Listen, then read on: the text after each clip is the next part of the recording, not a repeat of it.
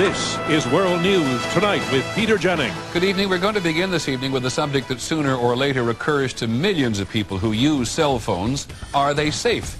Can you get cancer from a cell phone because it's so close to your head? Do cell phones cause brain cancer? Tonight, News 7's I-Team has learned of 2 more cases. Tonight, cell phones. Whatever you think you've heard before, you must pay attention to this report. As a result, any talk that cell phones can cause brain cancer or even be dangerous is extremely serious. This is the man who ran the industry's research program for 6 years. And now he's decided to go public with what he found. It's irresponsible to say that phones are safe. There are at least 6 studies showing that cell phone radiation damages the DNA.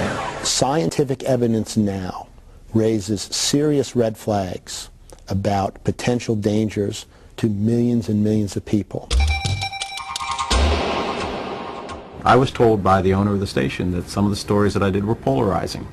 He never explained what he meant by that, but you could only assume that he means that that's not the type of stories that he wants to be told.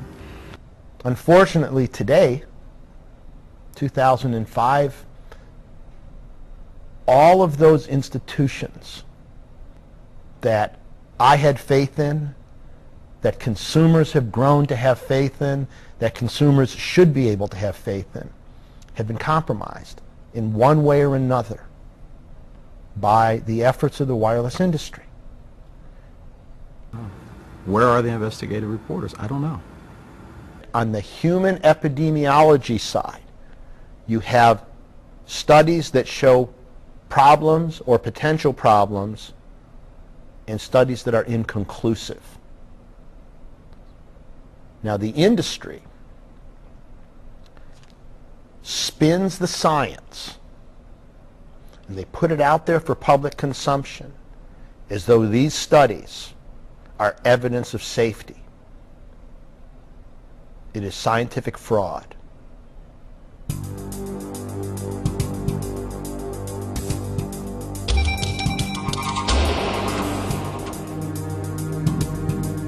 I've lost my job. I've got a brain tumor. I don't know if I'm going to make it. And now I have no job, no money, no securities in a career. And I have fought for the last 6 years. I know I'm facing death for the rest of my life every month of the year, you know, because they say there is no cure for this type of cancer that I have. I wouldn't wish it on anybody. To lose somebody bit by bit like that, you know, piece by piece, it's a terrible thing, brain cancer.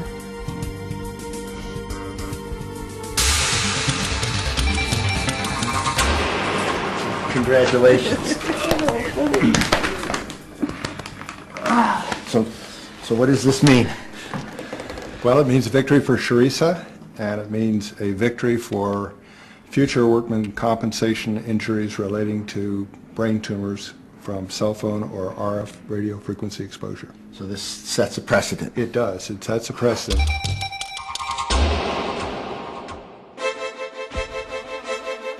Litigation is the only way that we're going to be able to affect the type of change that will protect consumers. So these are all the documents that have been accumulating since 1993, and we're making sure that they're all kept in a very safe place. In each case, we've been seeking in excess of $150 million.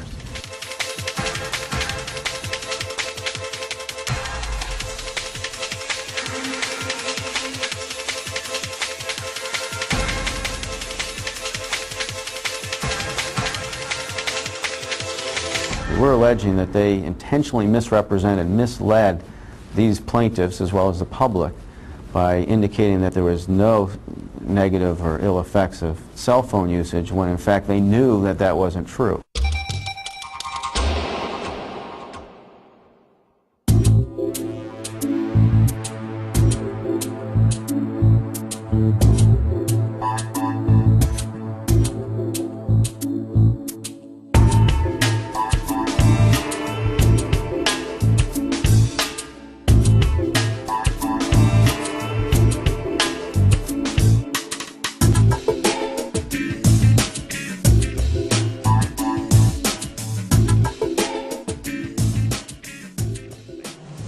I don't want my children to use them because I think I know a little bit too much.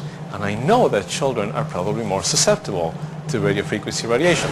But our children, where the cells are still growing and they are still much more fragile, thin skull, all that we know, they are the ones who are going to pay this price.